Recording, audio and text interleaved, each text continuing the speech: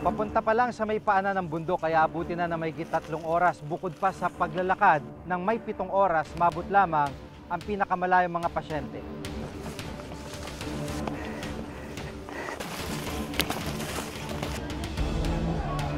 Focus lang tayo sa Sitio Nabol kung saan nandoon yung mga pasyenteng nagkaroon ng liver cirrhosis at namatay na yung iba na nagpositive sa hepatitis B.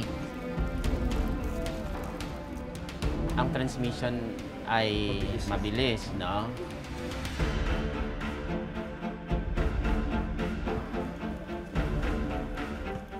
Galing sa taas, pinasakay ko sa kabayo. Ginagawa ko pong lahat pero sinabihan ako ng doktor na wala talagang pag-asa kasi nasa stage 4 po naman. Pero wala akong magawa. Kung ano naman ang ibigay ng Panginoon, yan ang sundin natin. Sa bulubunduking barangay ng Kinam sa Sarangani, unti-unti raw dumarami ang mga residenteng nagtataglay ng sakit na hepatitis B. Paano matutulungan ang mga residenteng hanggang ngayon ay naghihintay ng lunas para sa kanilang karamdaman?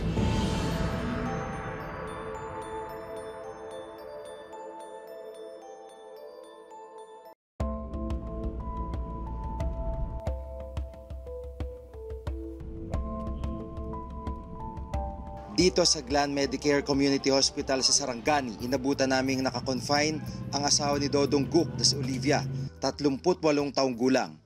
Unang natuklas ang may hepatitis B si Olivia Mayo ng taong ito. Pero dahil hindi naagapan, lumala ang kanyang Hepa B at nauwi sa liver cirrhosis. Galing sa taas, pinasakay ko sa kabayo. Kumusta yung condition niya nun? Nung dinala ko sa dito, wala na, akala ko talaga wala na siya eh. Hindi ko siya makausap. Talagang naghihina siya. Kumusta na kayo, ma'am, ngayon? Mas maginhawa ba o hirap pa din? Animoy buntis si Olivia dahil sa paglaki ng kanyang tiyan. Bunga raw ito ng impeksyon. Kahit anong kahirapan ko, talagang magtsaka ako para maibigay lang sa kanya.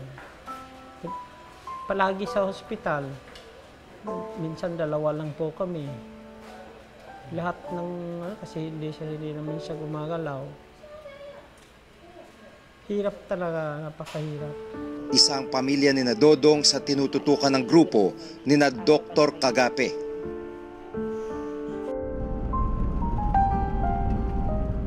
Sa General Santos City, nabutan ko naghahanda ang grupo ni Dr. Roel Kagape kasamang ilang nurse at mga volunteer. Something like this. May mga nakarating na ulat kina Dr. Kagape na may iba pang residente sa barangay Kinam na maaaring may Hepa B. Kaya agad silang nagplano ng pag-akyat sa lugar. So Doc, ano ho itong mga gamit na ito? So, nandito na ang kits for hepatitis B surface antigen determination. Bubuksan lang natin itong pouch pero hindi ko bubuksan ngayon dahil masisira. Sayang naman. Tapos meron tayong syringe. Sa ngayon ho ba masasabi na sapat na ito sa ngayon at handang-handa na kayo umakyat ulit? Ang aming activity sa bundok will depend on our resources and we do not have that much resources. Mabuti nga't maswerte na nga ako at nabigyan ako ng 100 kits na ito. Focus lang tayo sa Nabol, Sitio Nabol, kung saan nandoon yung mga pasyenteng nagkaroon ng liver cirrhosis at namatay na yung iba na nagpositive sa hepatitis B. Sa halip na dalhin yung mga katutubo sa kabayanan dahil sa layo at hirap din ng kanilang pamumuhay, ay minabuti ng grupo ni Dr. Kagape na yung mga pangangailangan nila ang dalhin sa kanilang mga lugar. At katuwang itong Pong's Medical Laboratory ay magpo-provide sila ng test kit gaya ng mga karayom nito, mga lancet, ito mismong kit para ma-determine o malaman kung positive ba itong pinagsususpecha nila na mga kaso ng hepatitis B.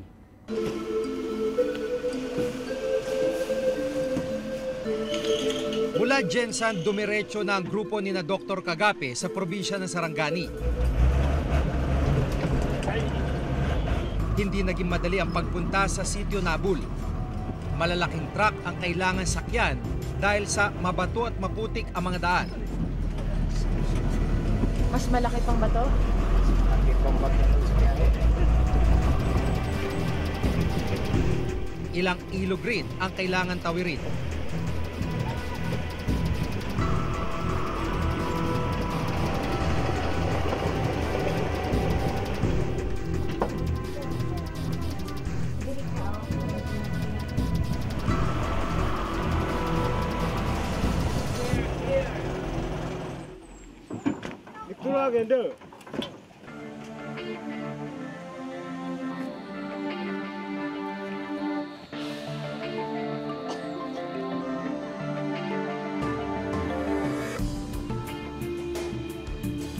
Kinalaunan, nagsimula ng maglakad ang grupo dahil hindi na kaya ng truck ang matarik na daan.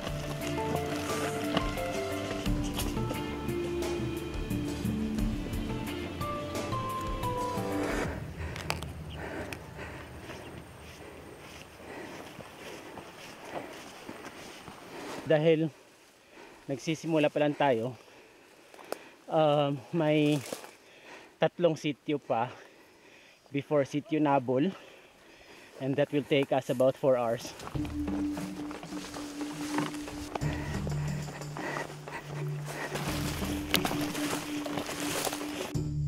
Matapos ang mahigit 5 oras,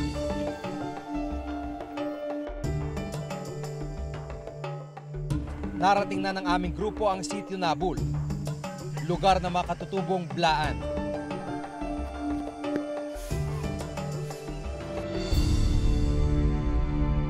Kahit ginabi na sa pag-akyat, nag-set up agad ang mga gamit at nagsagawa na ng hepatitis B screening ang mga volunteers.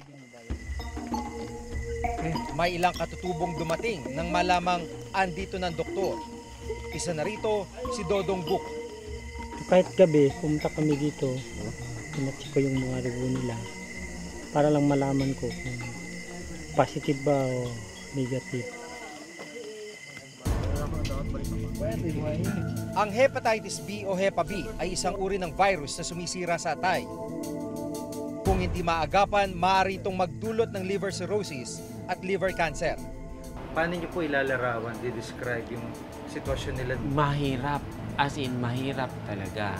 Una-una, ang direct transmission sa mother to child at saka sa husband and wife, and the possibility of transmission sa mga siblings, nandoon yun, especially dahil wala silang knowledge on hygiene, cleanliness, at nagsishare sila sa lahat ng bagay. So, ang transmission ay mabilis, no?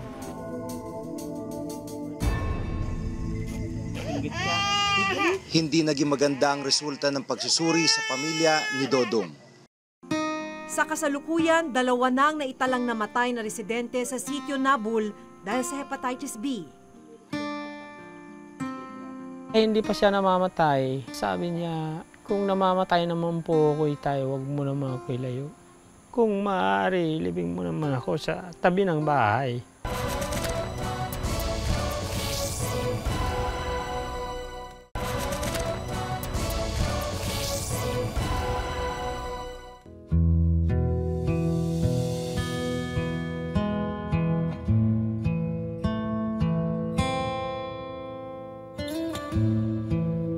Kahit ginabi na sa pag-akyat, nag-set up agad ang mga gamit at nagsagawa na ng hepatitis B screening ang mga volunteers.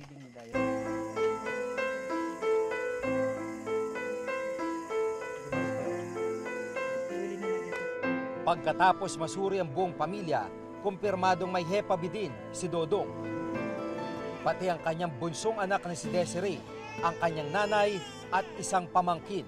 Noong ibinuntis ang bata, may hepatitis B infection na ang mother. So, pagkapanganak, infected na rin yung bata. Hanggang ngayon, hindi pa rin matukoy ng grupo nila Dr. Kagape ang dahilan kung bakit naging laganap ang sakit na ito sa Sitio Nabol. Kinabukasan, hinikayat ni Dr. Kagape ang iba pa mga katutubo na magpasuri at sumailalim na rin sa screening. Nga gusto na po may balaan din sa inyong lugar ang sakit nga hepatitis B. Natingala kaayo ko, manong nakaabot man na din sa bukid, Nga kana kasakit, common lang man na siya dito sa syudad.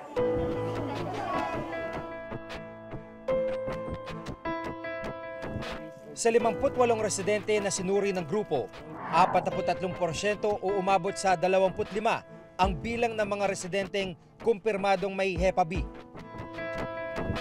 Kabilang na rito ang 7 buwang buntis na si Claudine Tanggan. Ano yung sabi ng doktor? Babalik ka doon? Opo. Anong gagawin? Wala, babalik lang mamaya. Bibigyan kayo ng gamot? Oh. Maselan ng pagbubuntis kapag may sakit na Hepa B dahil maaaring mahawang sanggol na nasa sinapupunan. Kaya kailangan sa ospital sila mga anak para mabigyan agad ng gamot ang sanggol pagkasilang nito. Ang problema, aabutin ng halos 6 na oras ang biyahe patungo sa pinakamalapit na health center. Halos 8 oras naman ang layo ng ospital. Buntag lang, humankaon. Hindi pa rin dumadaan sa prenatal check-up si Claudine o maging ang iba pang katutubo dahil sa layo ng mga pasilidad. Nagiging kalbaryo raw sa mga residente ang pagdami ng kaso ng Hepa B. Sa kasalukuyan, 2 na ang naitalang namatay na residente sa sitio Nabul dahil sa Hepa B. Isa sa kanilang anak ni Dodong na si Loren, 19 na taong gulang. Halos 6 na buwang nakakonfine sa ospital si Loren. Liver cirrhosis at liver cancer na dulot ng Hepa B ang ikinamatay ni Loren noong nakarang Mayo. Hindi pa siya namamatay. Sabi niya, kung namamatay naman po ako tayo, wag mo naman ako ilayo. Kung maaari, libing mo naman ako sa tabi ng bahay. Kung tutusin, isa lamang si Loren sa mga Pilipinong binabawian ng buhay na hindi man lang nakakakita ng doktor o kaya'y nadadala sa pagamutan. Sa pag-aaral ng United Nations, isa sa bawat 6 na Pilipinong namamatay na hindi man lamang nabibigyan ng karampatang atensyong medikal. Sa lugar ho namin, dahil sa pinakamalayo, walang health center doon. Makakita ka ng health center dito sa barangay namin. Pero paminsan-minsan lang umaakyat doon yung midwife. Minsan sa isang buwan, mayroong 2 araw, 3 araw siya nagjo-duty doon. Sa loob ng isang buwan yun. Sa loob ng isang buwan. Pero pagkatapos ng wala na. Pagkatapos yung wala na. Nakasaad sa Republic Act 10152 o Mandatory Infants and Children Immunization Act of 2011 na dapat mabigyan ng bakuna laban sa hepatitis B ang mga sanggol sa loob ng 24 oras mula nang ito ay isilang. Pero malinaw na hindi naaabot ng programang ito ang sitio Nabul. Dapat po minomonitor ng ating pamahalaan sa pamamagitan ng Department of Health kung yun bang pangangailangan sa malalayong rural communities ay natutugunan kahilintulad sa pagtugon sa mga urban centers. Regardless kasi kung gaano kaliblib na lugar ito, kasama ito sa kino-cover dapat ng ating libreng bakuna.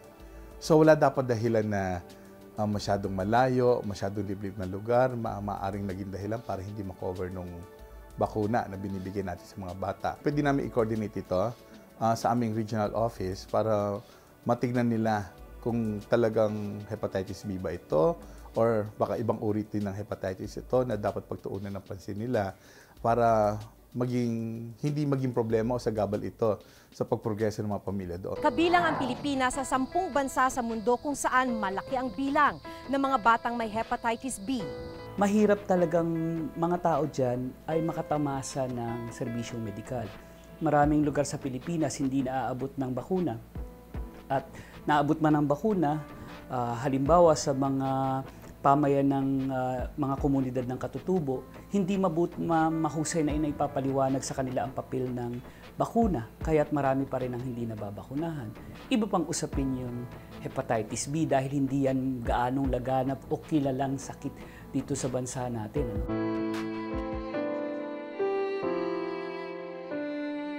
Ginagawa ko pong lahat pero sinabihan ako ng doktor na wala talagang pag-asa kasi nasa stage 4 po naman. Pero wala akong magawa. Kung ano naman ang ibigay ng Panginoon, yan ang sundin natin kasi wala tayong magawa.